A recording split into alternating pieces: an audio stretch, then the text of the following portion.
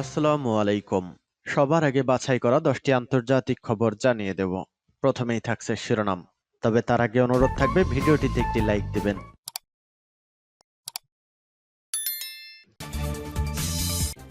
দখলদার ইসরায়েলি বাহিনী এবং ফিলিস্তিন পুরোদমে যুদ্ধ চলছে, যার জেরে পৃথিবী এখন তৃতীয় বিশ্বযুদ্ধের দ্বারপ্রান্তে। জানিয়ে দেব হাতে থাকা সর্বশেষ আপডেট আন্তর্জাতিক সংবাদ। প্রথমেই সংবাদ শিরোনাম। একদিনে 29 জনের মৃত্যুদণ্ড কার্যকর। এরপর জানিয়ে দিব বাংলাদেশের সংখ্যালঘু নিরাপত্তায় হঠাৎ কেন কমিটি করল ভারত। এদিকে ইসরায়েলকে শাস্তি দেওয়ার সর্বোচ্চ নেতার আদেশ বাস্তবায়ন করবে ইরান, বলেছে আইআরজিসি। এরপর জানিয়ে দিব 3 সীমান্তে নিরাপত্তা ব্যবস্থা জোরদার করেছে রাশিয়া। আরও জানিয়ে দিব দনেতস্কে রাশিয়ার ভয়াবহ হামলা, নিহত 14। সর্বশেষ জানিয়ে দিব পাকিস্তানে একাধিক নিরাপত্তা ঘাঁটিতে হামলা, নিহত 3। এতক্ষণ শুনছিলেন সংবাদ শিরোনাম, এবারে বিস্তারিত। তবে অনুরোধ থাকবে ভিডিওটিতে একটি লাইক করবেন এবং কমেন্ট করে জানিয়ে দিবেন কোন জেলা থেকে আপনি আমাদের এই ভিডিওটি দেখছেন। একদিনে 29 জনের মৃত্যুদণ্ড কার্যকর। মধ্যপ্রাচ্যের দেশ ইরানে একদিনে 29 জনের মৃত্যুদণ্ড কার্যকর করা হয়েছে। এর মধ্যে একটি কারাগারে 26 জনকে ফাঁসিতে ঝোলানো হয়। নরওয়ে ভিত্তিক ইরান হিউম্যান রাইটস জানায়, গত বুধবার তাদের ফাঁসি কার্যকর করা হয়। খুন, মাদক ও ধর্ষণের অপরাধে আসামিদের এ শাস্তি দেওয়া হয়। এদের মধ্যে 26 জনকে তেহরানের বাইরে খারাজের গেজেলহেসার কারাগারে এবং 3 জনকে কারাজ শহর কারাগারে ফাঁসিতে ঝোলানো হয়। দণ্ড কার্যকর হওয়াদের মধ্যে 2 জন আফগানিস্তানের নাগরিক। প্রসঙ্গত, ইরানে গত বছর বিভিন্ন অপরাধের দায়ে কমপক্ষে 834 জনকে ফাঁসি দেওয়া হয়েছে। মৃত্যুদণ্ড কার্যকরের এই সংখ্যা গত 8 বছরের মধ্যে সবচেয়ে বেশি এবং 2 দশকের মধ্যে দ্বিতীয় সর্বোচ্চ। ইরানে মৃত্যুদণ্ড কার্যকর নিয়ে একটি প্রতিবেদন প্রকাশ করেছে নরওয়ে ভিত্তিক ইরান হিউম্যান রাইটস এবং প্যারিস ভিত্তিক together against the death penalty.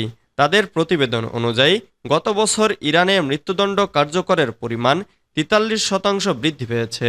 2022 সালে পুলিশি হেফাজতে কুর্দি তরুণী মাশা আমিনের মৃত্যুর প্রতিবাদ হওয়া বিক্ষোভের প্রতিক্রিয়ায় ফাঁসি দেওয়ার সংখ্যা এত বেড়েছে। বাংলাদেশের সংখ্যালঘু নিরাপত্তায় হঠাৎ কেন কমিটি করল ভারত। এতকাল যে কাজ হয়নি, হঠাৎ কেন তাই করল ভারতের কেন্দ্রীয় বিজেপি সরকার।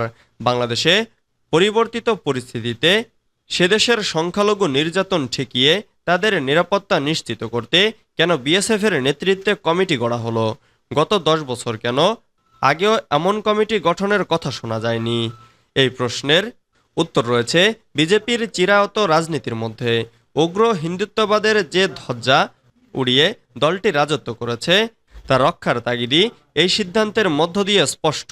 পশ্চিমবঙ্গ, ত্রিপুরা সহ পূর্ব ভারতের বিএসএফ, ইস্টার্ন কমান্ড ও স্থল সীমান্ত কর্তৃপক্ষের কর্তাদের নিয়ে গঠিত ওই কমিটি গঠনের ফলে কাজের কাজ কতটা হবে তা নিয়ে সংশয় থাকলেও এটা স্পষ্ট যে এই ঘোষণার মধ্য দিয়ে বিজেপি হিন্দু মননে প্রলেপ দিতে চাইছে, আশ্বস্ত করতে চাইছে। এটা করা তাদের কাছে জরুরি ছিল, কারণ পূর্ব ভারতে তাদের দল বাংলাদেশে হিন্দুদের ওপর অত্যাচার বন্ধে সরকারকে ক্রমাগত চাপ দিয়ে আসছে। এমনকি রাষ্ট্রীয় স্বয়ংসেবক সংঘের সাধারণ সম্পাদক দত্তাত্রয় হোসাবলে বিবৃতি দিয়ে সরকারকে ব্যবস্থা গ্রহণের দাবিও জানিয়েছেন। ইসরায়েলকে শাস্তি দেওয়ার সর্বোচ্চ নেতার আদেশ বাস্তবায়ন করবে ইরান, বলেছে আইআরজিসি। ইসরায়েলকে কঠিন শাস্তি দেওয়ার ইরানের সর্বোচ্চ নেতা আয়াতুল্লাহ আলী খামেনির নির্দেশ বাস্তবায়ন করবে দেশটির ইসলামিক রেভলিউশনারি গার্ড কর্পস। শুক্রবার আইআরজিসির ডেপুটি কমান্ডার আলী ফাদাবি কথা জানান।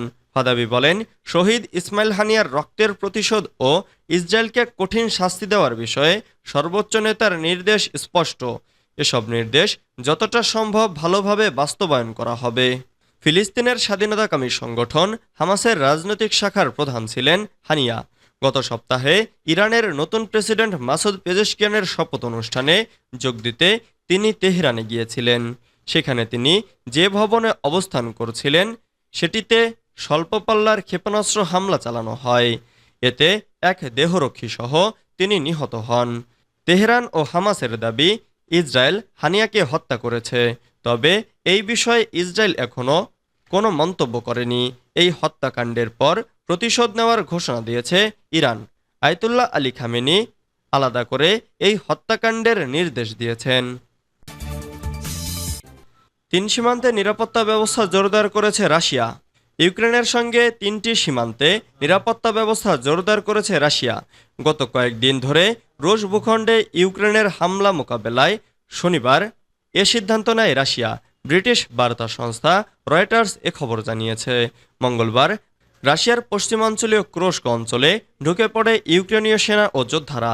2022 সালে ইউক্রেনে মস্কোর হামলা শুরুর পর রুশ ভূখণ্ডে কিয়েভের সবচেয়ে বড় হামলা হিসেবে দেখা হচ্ছে এ ঘটনাকে। রাশিয়ার শীর্ষ জেনারেল ভ্যালেরি গেরাসিমভ অবশ্য বলেছেন, ইউক্রেনীয় সেনার অনুপ্রবেশ বন্ধ করা হয়েছে, তবে এখনও পর্যন্ত ইউক্রেনের বাহিনীকে সীমান্তে পিছনে ঠেলে দিতে ব্যর্থ হয়েছে তারা। তবে কুরস্কে আরও আক্রমণের জন্য প্রস্তুত হচ্ছে রুশ সেনাবাহিনী। এরই মধ্যে সেখানে অতিরিক্ত ট্যাঙ্ক, সেনা, গোলাবারুদ ও রকেট সিস্টেম পাঠানো হয়েছে। কুরস্কে হামলার বিষয়ে এখনও সরাসরি কোনো মন্তব্য করেনি ইউক্রেন, তবে ইউক্রেনীয় সংবাদ মাধ্যমে পোস্ট করা ভিডিওতে দেখা গেছে সীমান্ত শহর সুজদার একটি গ্যাস ক্ষেত্র দখল করেছে সেনারা। দনেতস্কে রাশিয়ার ভয়াবহ হামলা, নিহত 14। ইউক্রেনের পূর্বাঞ্চলীয় প্রদেশ দনেতস্কের কস্টিয়ান্তিনিভকা শহরের একটি সুপারমার্কেটে বিমান হামলা চালিয়েছে। এতে অন্তত 14 জন নিহত ও 43 জন আহত হয়েছেন। শুক্রবার ইউক্রেনের প্রেসিডেন্ট ভলোদিমির জেলেনস্কি সামাজিক যোগাযোগ মাধ্যম এক্সে এক পোস্টে এই তথ্য নিশ্চিত করেছেন। খবর কিয়েভ পোস্টের। তিনি বলেন, দনেতস্ক অঞ্চলে কস্টিয়ান্তিনিভকা শহরের একটি সুপারমার্কেটে রাশিয়ার হামলায় অন্তত 14 জন নিহত ও 43 জন আহত হয়েছেন। ইউক্রেনের কর্মকর্তাদের পোস্ট করার ছবি ও ভিডিওতে ধ্বংস হওয়া ভবন থেকে কালো ধোঁয়ার কুণ্ডলী দেখা গেছে। আগুন নেভানো হয়েছে বলে পরবর্তীতে জানিয়েছে ইউক্রেনের স্বরাষ্ট্রমন্ত্রী। জেলেনস্কি বলেন, রুশ সন্ত্রাসীরা একটি সুপারমার্কেট এবং একটি পোস্ট অফিসে হামলা করেছে। ধ্বংসস্তূপের নিচে অনেকে চাপা পড়ে আছে। জরুরি সেবা কর্মীরা ধ্বংসস্তূপের নিচে জীবিতদের সন্ধান করছেন। পাকিস্তানে একাধিক নিরাপত্তা ঘাঁটিতে হামলা, নিহত 3। পাকিস্তানের খাইবার পাখতুনখোয়া প্রদেশের খাইবার জেলায় শুক্রবার 9 আগস্ট সকালে বেশ কয়েকটি নিরাপত্তা ঘাঁটিতে সিরিজ সন্ত্রাসী হামলা হয়েছে। এতে অন্তত 3 জন নিরাপত্তা কর্মী নিহত হয়েছেন, আহত হয়েছে আরও অনেকে। পাকিস্তানের প্রভাবশালী পত্রিকা ডনের অনলাইন প্রতিবেদনে এই তথ্য জানানো হয়েছে। প্রতিবেদনে বলা হয়েছে, রাজগাল ভ্যালি দিয়ে পাকিস্তান থেকে জঙ্গিরা পাকিস্তানের প্রবেশ করেছে। এমন খবরের ভিত্তিতে সেখানে অভিযান চালায় পাকিস্তানের নিরাপত্তা বাহিনী। ডন বলছে, জঙ্গি গোষ্ঠী তেহরিকি তালিবান পাকিস্তান ও গুলবাহাদুর গ্রুপ প্রথমবারের মতো জোট গঠন করে তাদের নিয়ন্ত্রিত এলাকা বান্নু, লাক্কি মারওয়াত ও কারাক থেকে খাইবার প্রদেশে আক্রমণ চালিয়েছে। ধারণা করা হচ্ছে তারা আধিপত্য বিস্তারের লক্ষ্যে খাইবার দখলে নেওয়ার চেষ্টা করছে। পাকিস্তানের প্রধানমন্ত্রী নিরাপত্তায় নিয়োজিত বাহিনীকে আক্রমণ প্রতিহত করায় সাধুবাদ জানিয়েছেন। এ সময় তিনি হামলায় শহীদদের প্রতি শ্রদ্ধা নিবেদনও করেন। পাকিস্তান আইএসপিআর এক বিবৃতিতে বলেছে, 3 নিরাপত্তা কর্মীর শহীদ হওয়ার বিপরীতে 4 জঙ্গি নিহত হয়েছে।